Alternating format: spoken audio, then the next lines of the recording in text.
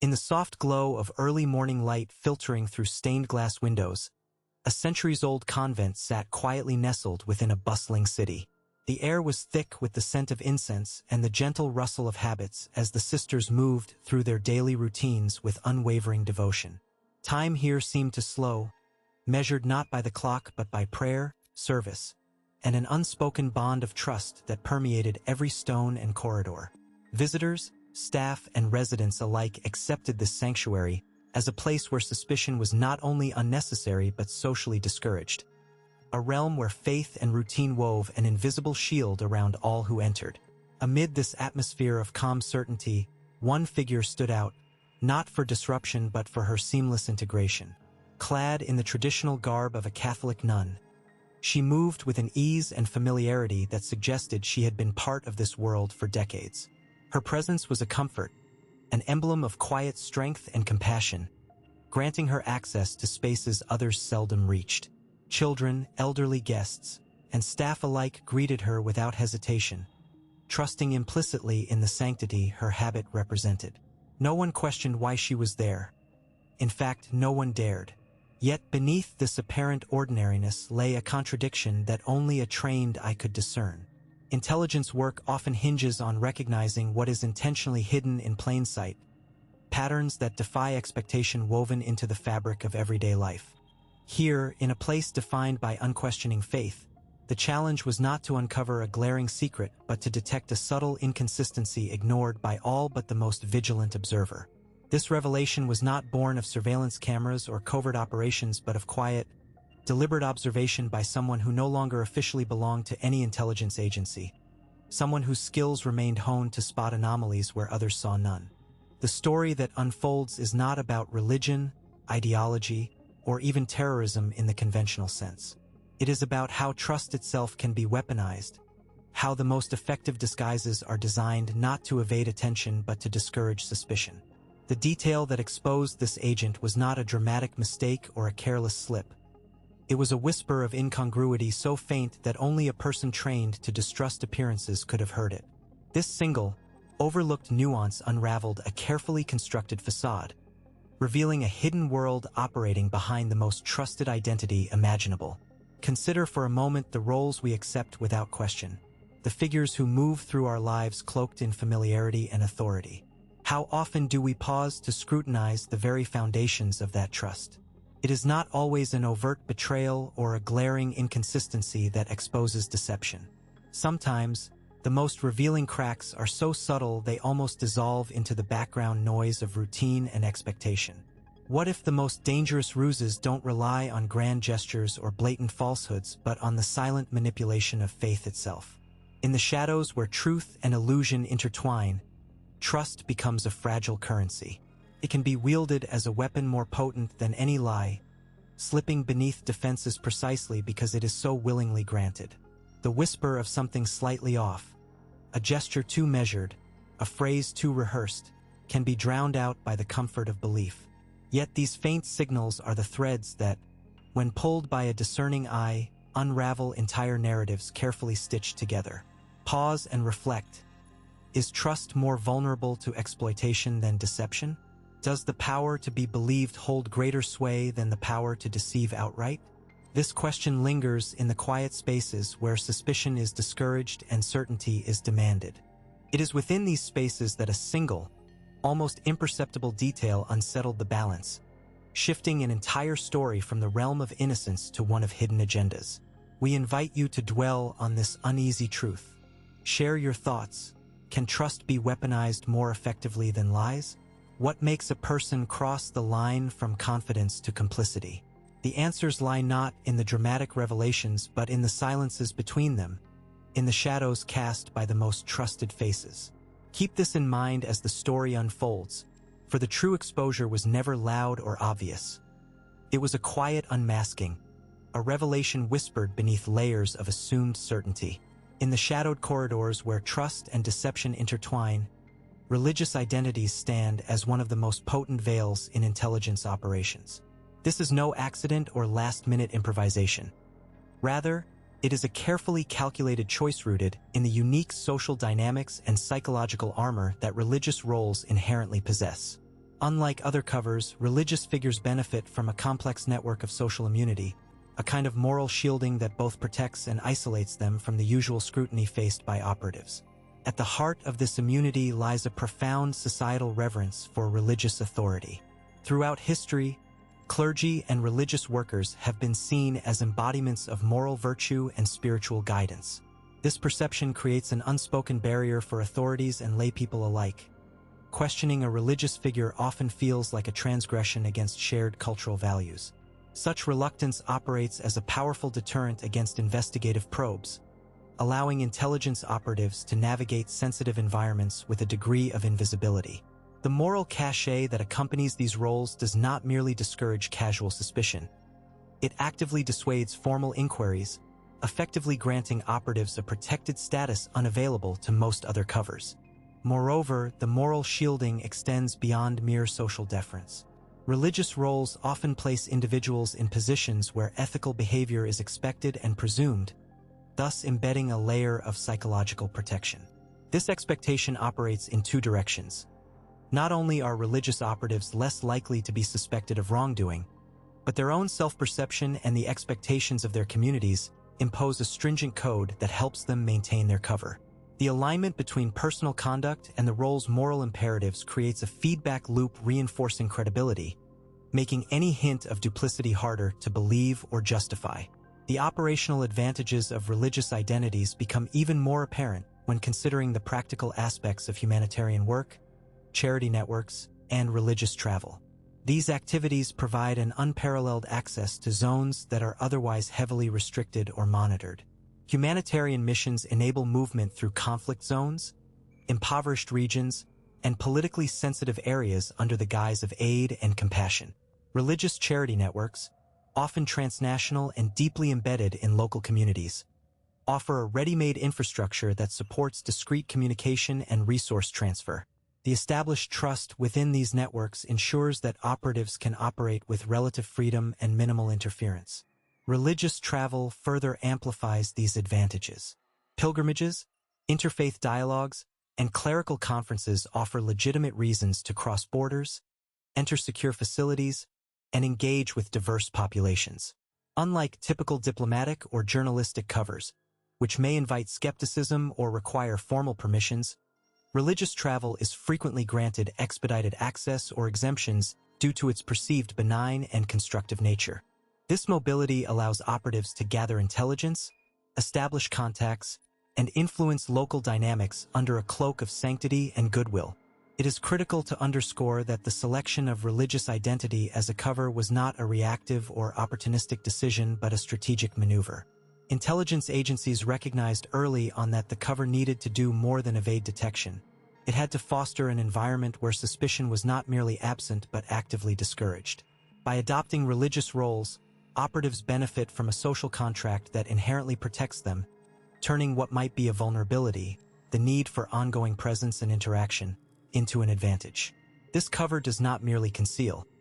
It commands a kind of respect and trust that few other identities can command, creating a paradox where the very nature of the role impedes the mechanisms designed to expose deception.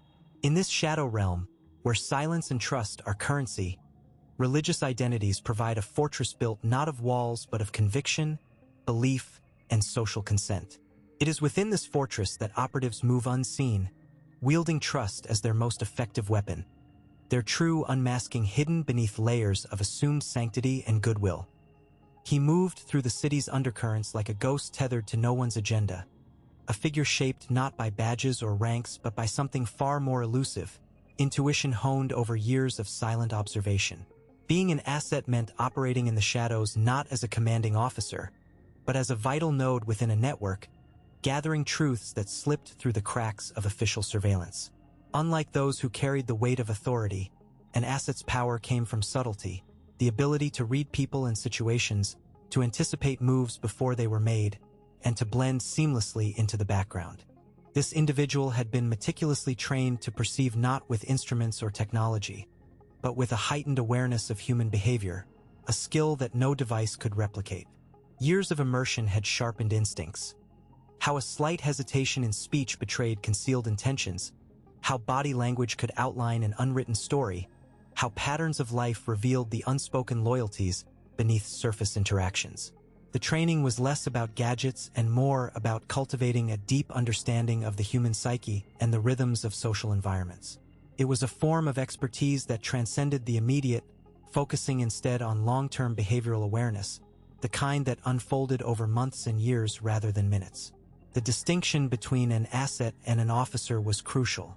Officers carried the weight of command, the authority to act, to coerce, to arrest. Assets operated without such privileges. Their influence was more insidious, more intricate. They were conduits of information, eyes and ears embedded within communities and organizations, often unnoticed because their presence was unremarkable. Their strength lay in anonymity, in the invisibility granted by their unassuming roles. They were the silent observers, the ones who could hear whispers in crowded rooms and see cracks in carefully constructed facades. Once severed from the formal structures that had once defined their roles, former assets entered a peculiar realm of existence. They lost the tangible power that came with official sanction, the ability to command resources or demand cooperation. Yet, paradoxically, they retained a sharper form of power perception. No longer constrained by bureaucratic mandates or institutional oversight, they became invisible to the very systems they once served. This invisibility was a double-edged sword. Without a name on a roster or a clearance level to verify their presence, they operated beneath the radar, capable of observing without being observed. This invisibility made them uniquely dangerous. The system could not track them, could not predict their moves because they no longer existed within its architecture. Their knowledge, their understanding of how the gears turned, allowed them to anticipate shifts and exploit blind spots. They were outsiders looking in, free from obligation but burdened with memory and insight. In this way, their former life as an asset became a haunting presence, guiding their every step even after the official ties were severed. In the intricate dance of trust and deception that defined the shadow realm, such figures were both relics and catalysts.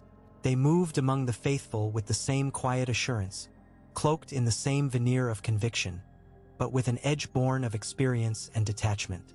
Their presence was a subtle ripple in the web of social consent, a reminder that beneath every fortress of belief, there were watchers who no longer played by the rules, but who understood them better than anyone else. The room was quiet save for the soft murmur of voices filtered through stained glass windows, casting fractured light over rows of bowed heads and clasped hands.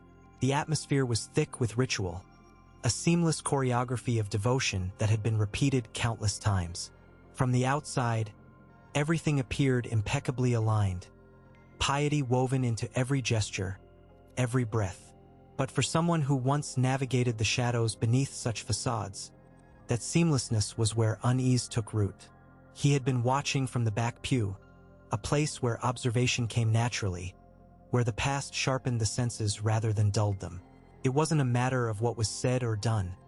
It was the subtle rhythm that faltered, the cadence that didn't quite match. His eyes narrowed not at any overt misstep but at the way a figure moved, too deliberate, too measured, as though each motion was rehearsed for effect rather than born from conviction. The posture was impeccable, almost rigid, lacking the natural ebb and flow that came from years of genuine immersion. Language, too, betrayed the dissonance. The words flowed smoothly, each phrase chosen with precision, yet devoid of the warmth or spontaneity that often colors sincere speech. There was a mechanical rhythm to the sermons, a repetition that felt less like teaching and more like performance. It wasn't the content that unsettled him. It was how the content was delivered, as if the speaker were reading from a script crafted not by faith but by design. Time itself seemed to warp around this presence. While others moved with the fluid grace of habitual ritual, this individual adhered strictly to the clock, beginning and ending prayers with an almost clinical punctuality.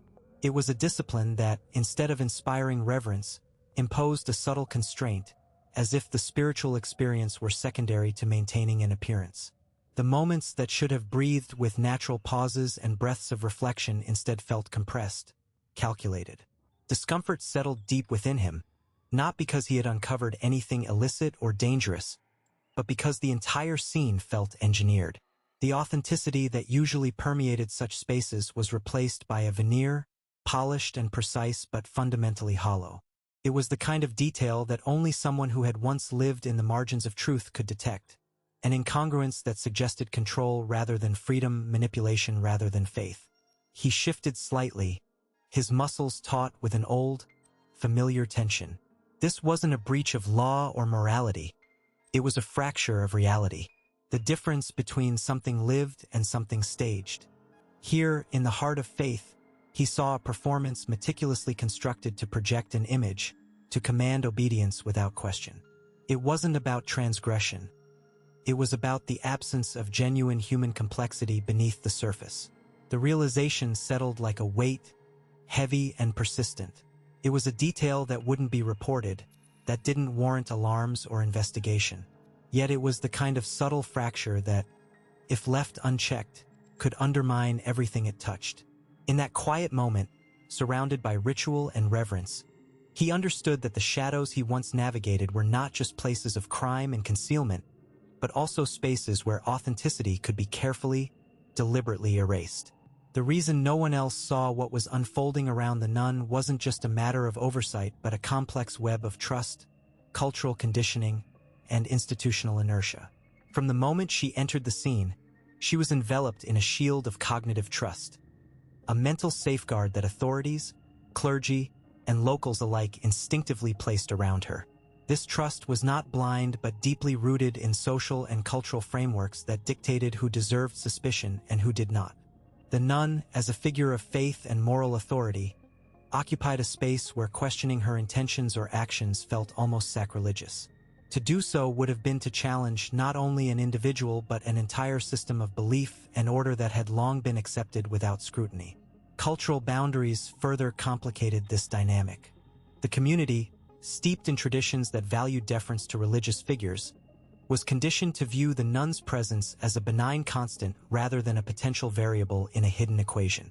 Her role was clearly defined, and any deviation from the expected behavior was subconsciously filtered out because it clashed with the collective narrative of sanctity and trustworthiness. This cultural lens created a kind of cognitive dissonance. To acknowledge the possibility of wrongdoing in such a figure would require dismantling cherished assumptions and confronting uncomfortable truths about the community itself. Fear of appearing intolerant or disrespectful also played a crucial role. In an era and environment where diversity of thought and belief were becoming more valued, raising doubts about a nun's conduct risked being labeled as bigotry or prejudice. This fear acted as a silencer, discouraging even the faintest whisper of suspicion. It was easier, safer, to accept appearances at face value than to navigate the treacherous waters of confrontation and potential scandal. This reluctance to question was less about ignorance and more about the social cost of challenging accepted norms. Institutional blind spots amplified these issues. Organizations and systems, especially those built on tradition and hierarchy, are notoriously resistant to self-examination. They operate within frameworks that prioritize reputation, cohesion, and continuity over disruption and investigation. In this context, the nun was not just an individual but a symbol of institutional stability. Questioning her could unravel carefully maintained structures and expose vulnerabilities that the institution was unwilling to face. This created a protective bubble that shielded her from scrutiny, allowing subtle fractures to widen unnoticed. Contrasting this with the mindset required in intelligence work reveals a stark divergence.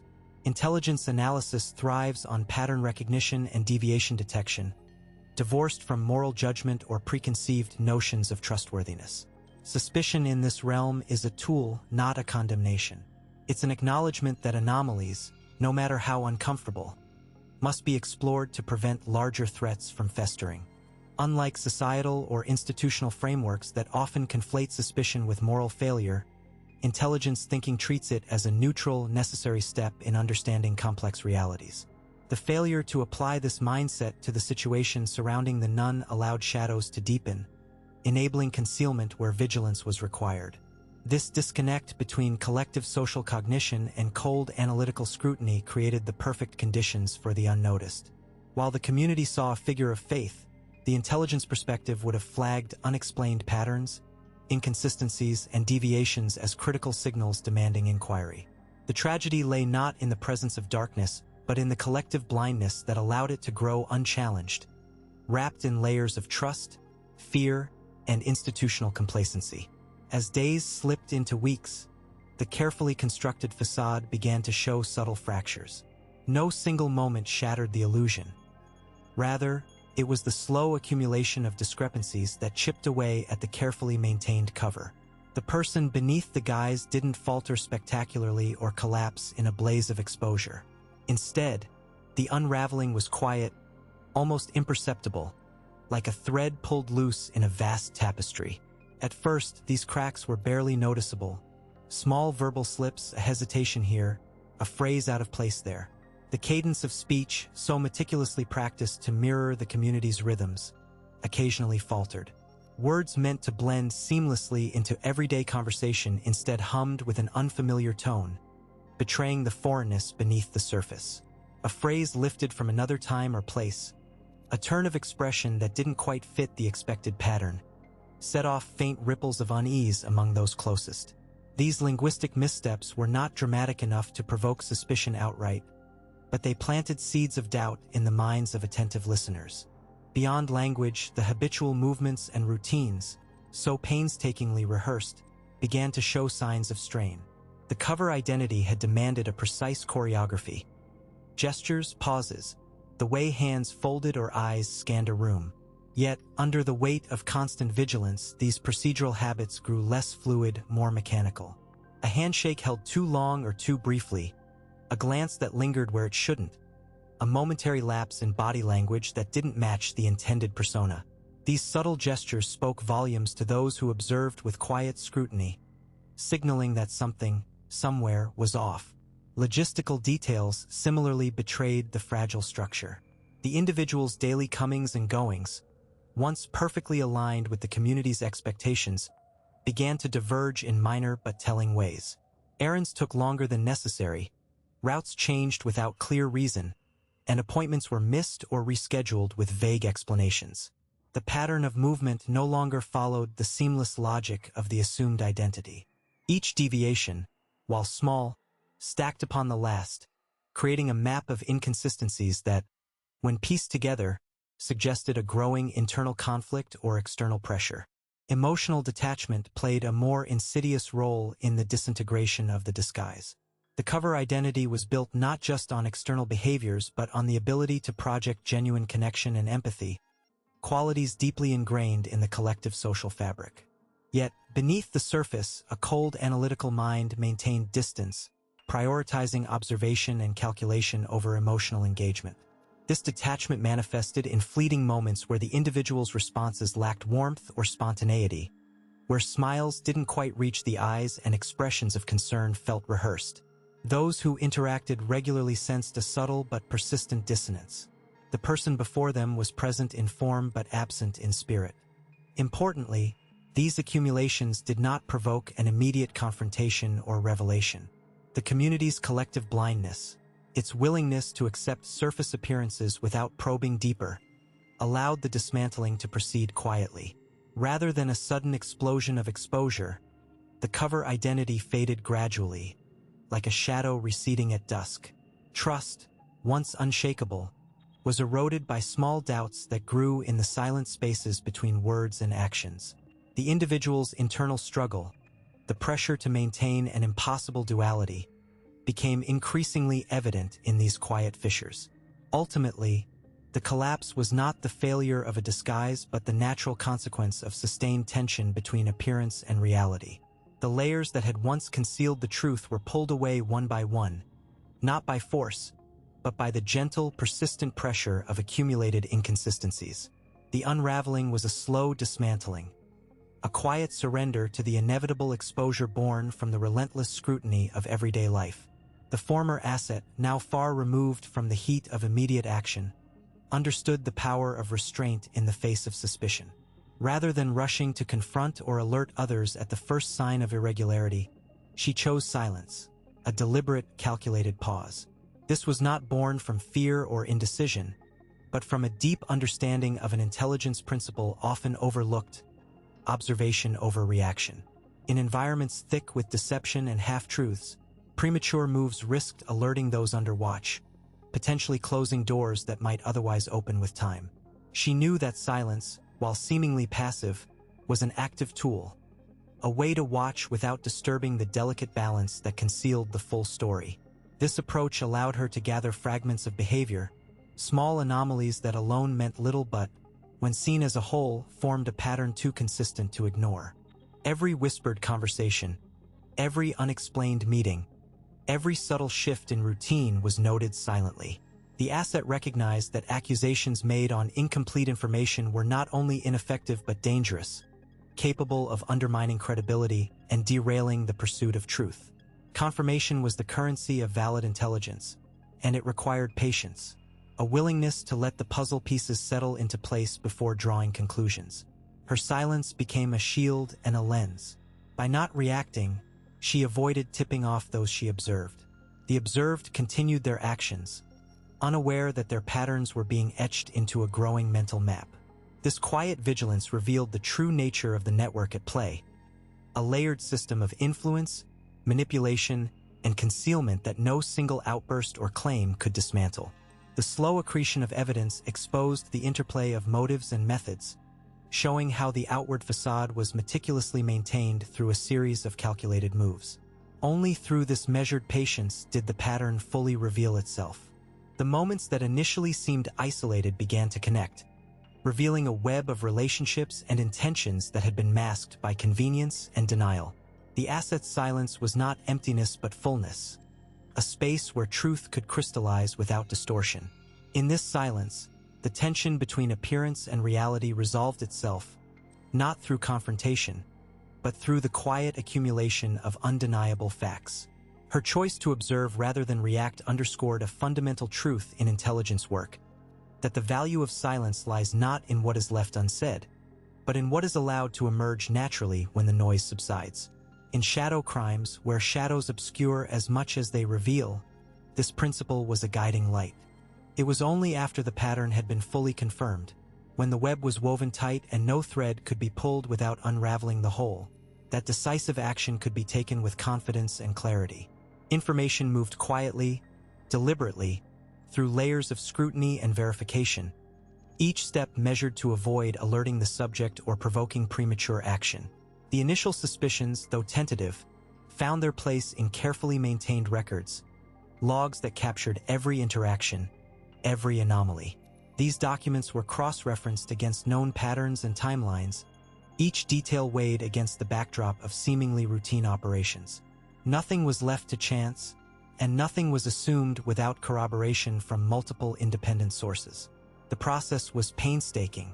Analysts sifted through communication archives, financial transactions, and internal memos, searching not for a single slip or a blatant falsehood, but for a consistent thread of behavior that indicated deliberate intent. They compared timestamps and metadata, aligned phone records with meeting notes, and juxtaposed personal schedules against external events to map out a pattern that could not be explained away as coincidence. Each piece of data was subjected to rigorous validation, often requiring consultation with experts in cryptography, behavioral analysis, and operational security. As the evidence accumulated, it was organized into a comprehensive dossier designed not merely to prove a misstep or an error, but to demonstrate a clear, conscious purpose behind every action. The investigators understood that exposing intent demanded more than catching a lie. It required showing the architecture of decisions, the calculated moves that revealed the agent's true objectives. This meant tracing not only what was done, but why it was done, placing each act within a context that exposed strategic manipulation rather than accidental misjudgment. Escalation was handled with equal care. Rather than broadcasting findings or convening large meetings, the information was conveyed through secure, confidential channels to select senior officials who had the authority to act without fanfare. These exchanges were marked by precision and restraint, ensuring that only those with a need to know were involved, minimizing the risk of leaks or premature exposure. The narrative presented was factual and unembellished, relying on the strength of the evidence rather than dramatic storytelling. In these closed circles, questions were posed and answered with calm rigor. Each hypothesis was challenged, every assumption tested against the growing body of documentation. When inconsistencies emerged, they were not discarded but investigated further, often leading to deeper insights into the agent's methods and motivations. This iterative process refined the case until it was airtight, the intent unmistakable and supported by a lattice of interconnected facts. Ultimately, the exposure did not come from a dramatic confrontation or a single incriminating statement. It emerged from the steady accumulation of proof that the agent had knowingly engaged in actions designed to undermine trust and compromise operations. The quiet, methodical approach ensured that when the revelation was finally presented, it was met with unequivocal acceptance and decisive response. The agent's downfall was the result of a meticulously documented pattern of intent, revealed not through spectacle, but through the disciplined art of verification and the patient unveiling of truth. This case illuminated a profound shift in the art of infiltration, signaling how modern threats have evolved beyond the crude reliance on counterfeit documents and overt deception. Instead, today's operatives embed themselves within the very fabric of society, leveraging roles that are socially protected, positions that inherently command trust and respect, and where scrutiny is often minimal or absent. This strategic adaptation reflects a deeper understanding of social dynamics, where the camouflage is not forged on paper but woven into the identities and functions that society instinctively safeguards. The once straightforward tactic of fabricating identities has given way to a more sophisticated form of concealment. Humanitarian workers, religious figures, and civilians engaged in community services present ideal covers. Their roles grant them access to sensitive environments and vulnerable populations, all under the guise of altruism or faith. In such roles, suspicion is not only uncommon, it is often considered socially and morally inappropriate. This protective shield makes traditional counterintelligence methods, which focus on document verification and overt background checks, less effective. When an infiltrator moves behind the veil of these respected positions, the challenge shifts from verifying credentials to discerning intent and behavior, a far more nuanced and demanding task. This evolution in infiltration methods underscores how threats adapt to prevailing social norms and expectations. In societies where humanitarian aid and religious freedom are pillars of collective identity, these domains become fertile ground for exploitation. An agent posing as a relief worker can traverse borders, access conflict zones, and gather intelligence without raising alarms. Similarly, adopting a religious cover can facilitate interaction with tightly knit communities, offering a platform for influence or information gathering that is difficult to detect or counteract. The respect afforded to these roles creates a form of invisibility, a cloak that technology and bureaucracy alone cannot easily penetrate. Moreover, this phenomenon reveals the inherent tension between openness and security. Democracies and pluralistic societies pride themselves on tolerance and protection of civil liberties, yet these very principles can be manipulated. The case serves as a lesson in how adversaries exploit societal virtues, the goodwill extended to humanitarian efforts and religious practices, as a strategic advantage. It challenges security frameworks to rethink assumptions about trust and access, pushing agencies to develop more refined, context-sensitive approaches that consider behavioral patterns and relational dynamics rather than relying solely on formal documentation. The implications extend beyond intelligence and counterterrorism. This adaptive infiltration strategy calls for a broader societal awareness, a recognition that vigilance must coexist with empathy. Communities and institutions must cultivate environments where openness does not become naivety, where the protection of social roles does not translate into immunity from scrutiny when warranted. It is a delicate balance, demanding sophisticated analytical tools and trained human judgment to navigate the gray areas between legitimate service and covert operations. Ultimately, this case reveals a paradigm shift. Infiltration is no longer merely about who you are on paper, but about who you convincingly become within society's web of trust. It is a stark reminder that threats evolve in tandem with social values, and that safeguarding security requires equally adaptive strategies, ones that understand and anticipate how adversaries will cloak themselves not just in false documents, but in the very identities society holds sacred. We often assume danger lurks in shadows, behind masks, or in the faces of strangers. Yet, The most insidious threats do not announce themselves with obvious signs or suspicious behaviors. Instead, they embed themselves within the very fabric of trust, the unspoken agreements and assumptions that govern everyday interactions. When suspicion becomes socially taboo, it creates fertile ground for deception to thrive, allowing those with harmful intent to operate undetected under the guise of familiarity and respectability. This reality challenges the conventional wisdom of security and vigilance. It forces us to confront uncomfortable questions about the blind spots in our collective awareness. Are there roles or identities in society so sacrosanct that questioning them is considered taboo? Do we, as a community, inadvertently shield dangers by clinging to preconceived notions of who is trustworthy? Recognizing these blind spots is not an invitation to paranoia but a call for balanced skepticism, an awareness that trust, while essential, must be earned and maintained through vigilance, not blind faith. The case we've explored exemplifies this principle. The infiltrator didn't rely solely on forged documents or covert tactics. Instead, they mastered the art of becoming a trusted part of the community's ecosystem, exploiting the social norms that discourage suspicion towards certain identities.